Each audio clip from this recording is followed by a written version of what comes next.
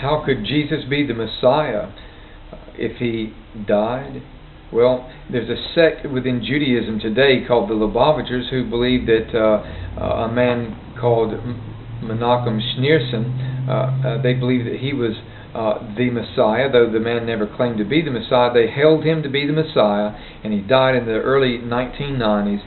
His body was not physically resurrected, though many actually awaited for it, and some gave up hope afterwards when he did not become resurrected, and perhaps lost hope. But within their movement, they cannot deny that he was the Messiah. So that has to be their confession that he was the Messiah. I met a Jewish man, ultra-Orthodox Jewish man, a little over a year ago. He had his 2 children with him, and I asked him if he was a follower of Schneerson, and he said yes. I said, why do you believe that this man is still the Messiah, although he died? He says, well, he's been resurrected, and I've seen him. I said, excuse me? He says, I've seen him. I said, physically or spiritually? He said, physically. I was in New York last week and I saw him, and I've seen him in Sydney this week. And I was speechless at that point.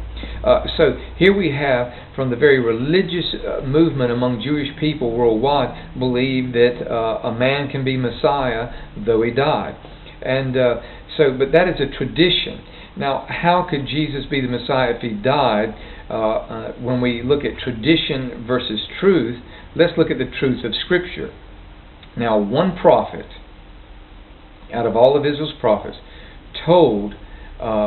foretold that the Messiah would die, in fact, die a violent death. And that is found within Daniel chapter 9, verse 26. It says, then after the 62 septets, or 62 sevens, which equals 483 years, the anointed one will be cut off, and that is in Hebrew, Ha-Mashiach, will be cut off and will exist no longer. So there the prophet has declared openly that the Mashiach will actually die. Now, other places in Scripture mention the death of Messiah. It's not isolated here.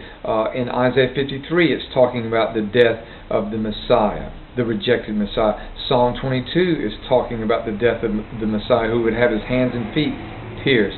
Then you go to the first mention of Messiah in all of Scripture, all of Torah, and that is Genesis 3:15. In Bereshit, in the beginning, it says God gave a prophecy to Eve after the fall, after their sin. He was speaking to Adam, Eve, and the serpent.